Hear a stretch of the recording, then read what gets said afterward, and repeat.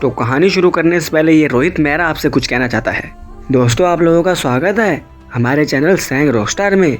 इस चैनल पर सैंग रॉकस्टार पूरी मूवीज़ को शॉर्ट में बताने का काम करता है, तो इसकी वीडियो को ज़्यादा से ज़्यादा लाइक करें और अपने दोस्तों तक शेयर करें ताकि ये कोई भी वीडियो डाले आप लोग उसको अच्छे से एंजॉय कर सकें। चलिए सैंग भैया शुरू कीजिए। हाँ, तो कहानी शुरू होती है 3 दोस्तों से, साबेल, उसका बॉयफ्रेंड ब्रियल और कैसी से। यहाँ पर साबेल और ब्रियल की एंगेजमेंट हो चुकी है और ये दोनों शादी करना चाहते हैं, तो ये लोग घूमने आ रखे हैं। तभी कैसी के लिए जैत्रो कुछ फल फ्रूट्स भेजता है और कैसी आती है, जैत्रो को हगी करती है क्योंकि वो उसका बॉयफ्रेंड है और उसको थैंक्स बोलती है इतने सारे फ्रूट देने के लिए। और वहाँ पर जैत्रो के 2 दोस्त भी होते हैं, मार्विन और एलेक्स, और ये चारों उधर से साबेल और ब्रियन को देखते हैं जो कि आपस में प्यार कर रहे होते हैं, एक दूसरे से नहाते हैं, किस करते हैं क्योंकि इन दोनों की शादी होने वाली है। और फिर नेक्स्ट डे साबेल और ब्रियन दोनों आपस में बात कर रहे होते हैं। तभी उन्हें दूर से जैत्रो अपने दोस्तों के साथ देखता है और हमें पता चलता है कि साबेल पे जैत्रो की गंदी नीयत है, यानी गंदी नजर है। और तभी उसको कैसी नोटिस करती है, उसको हेलो करती है और फिर वो रात को जैत्रो से मिलती है, उससे प्यार करती है, उसे बीजे देती है और प्यार करते करते इससे बहुत बड़ी बड़ी बातें करने लगती है कि मैं तुमसे प्यार करती हूँ, तुम्हारे लिए कुछ भी कर सकती हूँ। तो जैत्रो कहता है क्या तुम मेरे लिए कुछ भी कर सकती हो? तो कैसी कहती है हाँ। उसके बाद नेक्स्ट शॉट में हमें दिखाया जाता है साबेल और ब्रियन की शादी हो चुकी है और सब लोग उनके शादी में आए हैं इनको बधाइयां देने के लिए। और उधर दूसरी तरफ में दिखाया जाता है जो जैत्रो है उसकी शादी पहले से हो चुकी है और उसकी 6 साल की बेटी है और उसका बर्थडे है और उसके फादर एक मेयर हैं। वहाँ पर वो लोग बर्थडे सेलिब्रेट कर रहे हैं और यहाँ पर साबेल और बेरियम को सब लोग बधाइयां दे रहे हैं उनकी शादी की। और कैसे भी इनके लिए 4 शब्द बोलती है और उधर मेयर अपनी पोती का बर्थडे सेलिब्रेट कर रहे हैं और अच्छा भाषण दे रहे हैं कि आने वाले टाइम में हम और भी खुशियां लेकर आएंगे और आप लोगों से सेलिब्रेट करेंगे। इधर शादी का माहौल होता है, सब लोग खा पी रहे होते हैं, उधर बर्थडे का माहौल है, सब लोग खा पी रहे होते हैं। और तभी जैत्रो एलेक्स और मार्विन को साबेल के यहाँ पर भेजता है उनकी शादी का गिफ्ट। मार्विन साबेल को देखता है और हमें पता चलता है इसकी भी साबेल पर गंदी नजर है। और उधर से कैसी जैत्रो को फोन करती है, उसे कुछ खास बात बताती है और जैत्रो भी उसकी बात सुनता है और इन लोगों का अंदर ही अंदर कुछ प्लान चल रहा होता है। उधर उनका बर्थडे प्रोग्राम खत्म हो जाता है, इधर इनकी शादी खत्म हो जाती है और ये लोग सबको अलविदा करके हनीमून के लिए निकलने लग जाते हैं। तो साबेल और बेरियम दोनों पहले अपने घर पर आते हैं, वहाँ पर अपने कुछ कपड़े लेते हैं और कपड़े लेने के बाद ये लोग निकल पड़ते हैं दूसरी जगह अपना हनीमून मनाने के लिए। और इन दोनों को फॉलो करते हैं जैत्रो और उसके दोनों दोस्त मार्विन और एलेक्स। यहाँ पर साबेल और बेरियम एक फार्म हाउस पर आते हैं जो कि किराए का होता है और ये वहाँ पर एक रूम बुक करते हैं और अपने हनीमून की तैयारी करने लग जाते हैं और ये लोग शुरू हो जाते हैं। और उधर दूसरी तरफ जैत्रो अपने दोस्तों के साथ उनके फार्म हाउस के बाहर ही खड़ा होता है और वो नशे करता है अपने दोस्तों के साथ। और फिर वो चौकीदार के पास आता है, उसको बोलता है कि हमें कुछ बियर वगैरह पीनी है तो जाओ हमारे लिए बियर लेकर आओ। तो ये कहता है ठीक है, बस ज्यादा शोर शराबा मत करना, ऊपर हनीमून चल रहा है। तो चौकीदार के जाने के बाद ये लोग मास्क लगाते हैं तीनों और पहुंच जाते हैं साबेल और बिरियम के पास। वो बिरियम को अच्छे से पकड़ लेते हैं, उसका मुंह बांध देते हैं और साबेल के साथ बारी बारी ये तीनों बहुत ही ब्रूटल तरीके से रेप करते हैं। और साबेल पहचान जाती है कि ये तो जैत्रो है और उसके दोस्त हैं जो हमारे साथ गलत काम कर रहे हैं। और तभी वो चौकीदार इनकी बियर लेकर आता है और वो देखता है कि यहाँ पर शोर शराबा हो रहा है और वो चुपके चुपके ऊपर आता है और वो देखता है कि जैत्रो और उसके दोस्त कितना गलत काम कर रहे हैं। और जैत्रो बिरियम की कमर पर गोली मार के उसकी हत्या कर देता है। साबेल लड़ने की कोशिश करती है, वो साबेल को टेबल पर पटक देते हैं जिससे साबेल का सर फट जाता है और ये दोनों यहीं पर मर जाते हैं। और ये लोग इन दोनों की लाशों को बेड कवर में लपेट कर वहीं पर समुद्र होता है वहां पर ले जाते हैं और वहां पर एक नाव होती है, नाव के अंदर बैठकर कुछ पत्थर रखकर ये लोग नाव को बीच में ले जाकर उनकी लाश के साथ पत्थरों को बांधकर उनकी लाश को समुद्र के अंदर ही डुबा देते हैं। और उसके बाद ये लोग अपनी गाड़ी में बैठते हैं और निकल पड़ते हैं अपने घर पर आने के लिए। यहाँ पर मार्विन अपनी दादी के साथ रहता है, वो उनको उठाकर अंदर लाता है और खुद थोड़ा रिलैक्स होने की कोशिश करता है, लेकिन उसके सामने वो सारे विजन्स आते हैं कि इसने कितना गलत काम किया है। उधर एलेक्स अपने घर पर आता है, उसकी वाइफ उसको थोड़ा रिलैक्स करती है, ये लेट जाता है और उसकी वाइफ उसको प्यार करती है, लेकिन ये बहुत डिस्टर्ब हो जाता है। इसे बार बार फ्लैशबैक आते हैं कि इसने क्या किया है। उधर जैत्रो वो भी अपने घर पर आता है, उसकी वाइफ उसको डांटती है कि इतनी रात भर कहाँ थे तुम। ये कहता है मैं जरूरी काम से कहीं पर गया था, मम्मी डैडी को मत बोलो कि मैं अब आया हूँ। उधर सुबह होने के बाद बिरियम के मदर और फादर के पास कुछ लोग आते हैं और कहते हैं कि आपके बेटे की लाश नदी किनारे मिली है। और उधर साबेल की मदर को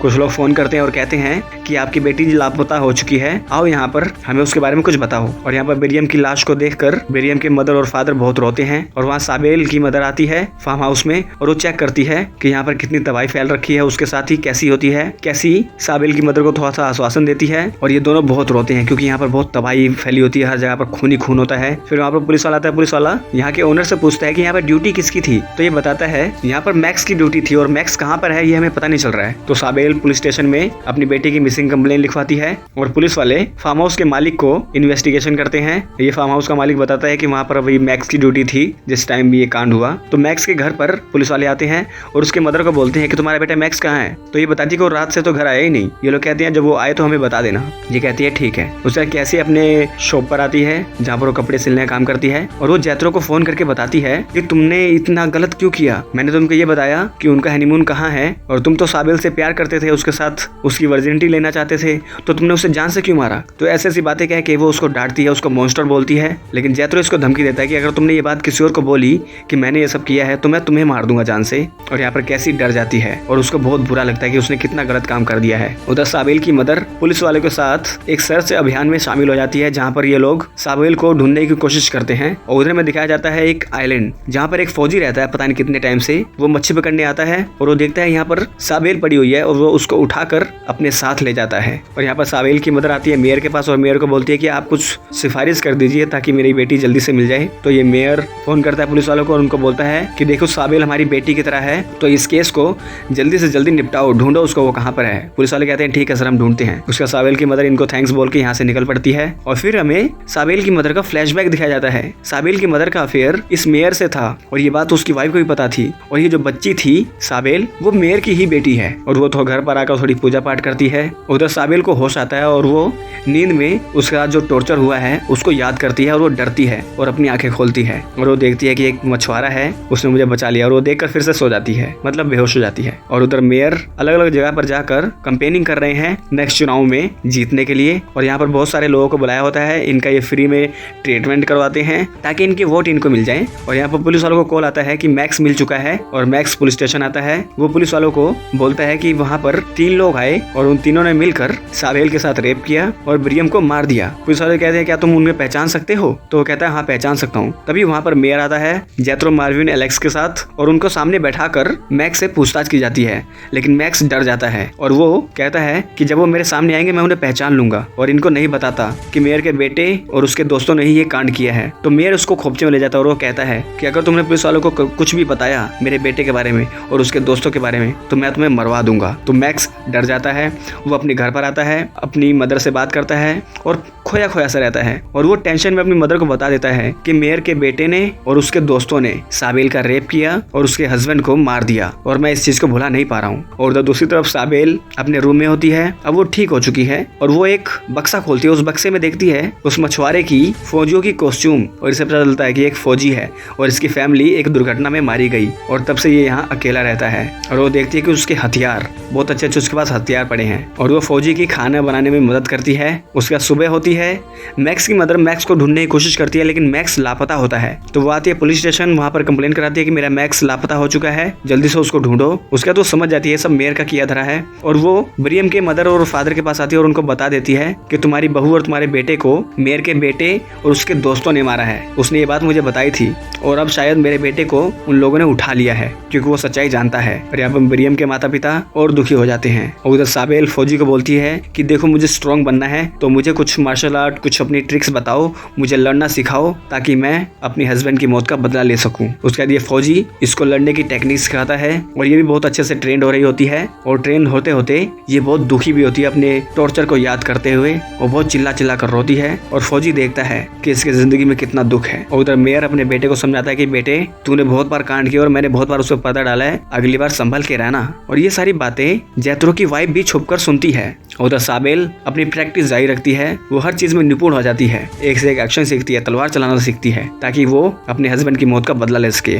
और वो नाव लेकर तैयार होकर आ जाती है शहर के अंदर। और यहाँ शहर में आकर साबिल थोड़ा मेले में घूमती है और अपनी मदर को छुप छुप कर देखती है कि उसकी मदर के अंदर अभी भी दुख है, वो अभी इसको भुला नहीं पाई है। और वो उसको देखकर अपनी लास्ट मीटिंग याद करती है, कैसे मेरी माँ ने वो लॉकेट पहनाकर मुझे अलविदा किया था। और वो जैत्रो पर भी नजर रखती है। उसके बाद वो आती है केसी के पास और केसी उसको देखकर खुश हो जाती है, उसको हगी करती है कि तुम जिंदा हो। उसके बाद वो सब कुछ कन्फेस कर देती है कि असल में ये सब जैत्रो का किया धरा था और मैंने ही उसको बताया था कि तुम उस जगह पर जा रही हो और वो तुम्हारी वर्जिनिटी लेना चाहता था। उन लोगों का ये प्लान था कि वो लोग मास्क ला के जाते बताते तुम्हारे साथ सिर्फ जैत्रो प्यार करता और वो वैसे ही भाग जाते, पर मुझे ये नहीं बताते कि वो तुम्हें मार देगा, तुम्हारे हस्बैंड को मार देगा। तो साबिल इस पर गुस्सा होती है और ये कैसी को डांटती है कि तुम्हारे इस ड्रामे से उन लोगों ने मेरे पति को मार दिया, मेरा इन तीनों ने रेप किया, और वो उसे छोड़कर चली जाती है। और कैसी यहाँ पर बहुत फुट फुट कर रोती है। उसके बाद साबिल रात को ही निकलती है, अपने घर पर आती है, वहाँ से कुछ चीजें उतारती है, कुछ मेकअप का सामान लेती है और एक लॉकेट घर के अंदर ही छोड़ देती है अपना, जो इसकी मदर ने इसको दिया था।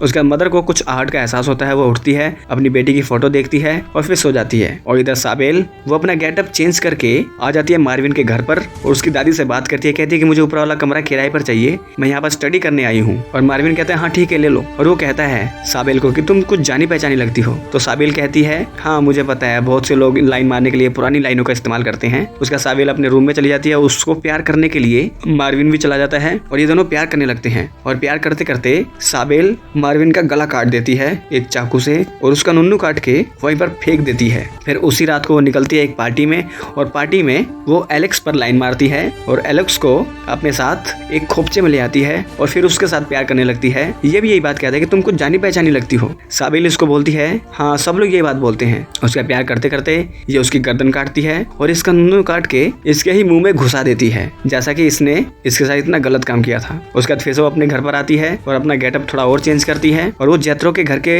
पास आ जाती है और ऊपर चढ़कर देखती है कि जैत्रो अपनी वाइफ के साथ लगा हुआ है। और तभी जैत्रो को एहसास होता है कि मेरे आसपास कोई है और साबिल यहाँ से भाग जाती है। उसके बाद मॉर्निंग होती है, मार्विन की लाश पुलिस वालों को मिल जाती है और एलेक्स की लाश भी पुलिस वालों को मिल जाती है और एलेक्स की वाइफ फूट फूट कर रोती है। जैत्रो एलेक्स की वाइफ को संभालता है और यहाँ पर फौजी को डर लगा हुआ है कि साबिल अकेली निकली है अपना बदला लेने के लिए उन 3 लोगों से, क्या वो बदला ले पाएगी। इधर जैत्रो को शक होता है कि रातों रात 2 लोग मारे गए जिन्होंने गलत काम किया था और उनके साथ मैं भी था, अगला नंबर मेरा ही है। तो वो अपने फादर को फोन करता है, तो उसके फादर जो मेयर हैं वो पुलिस वालों को फोन करते हैं और कहते हैं कि मेरे बेटे की सिक्योरिटी टाइट होनी चाहिए, मुझे लगता है मेरे बेटे पर कोई खतरा मंडरा रहा है। और उधर एक औरतों का कोई त्योहार चल रहा है जहाँ पर बहुत सारी औरतें डांस कर रही हैं और उसी प्रोग्राम में जैत्रो भी आया हुआ है और जैत्रो के बगल में ही साबिल भी अपना रूप बदल कर उसको लाइन मारती है, उसको चारा देती है और जैत्रो वो चारा सूंघता हुआ साबिल के पीछे पीछे आ जाता है और वो उसको मीठी मीठी बातें करके उसे अपने प्यार के जाल में फंसाने लगती है और जैत्रो भी उसके प्यार में फंसने लगता है और उसको अपने फार्म हाउस पर ले आता है और ये उसके साथ प्यार करने लगता है और साबिल भी इसके साथ प्यार करने लगती है। तभी वो चाकू निकालती है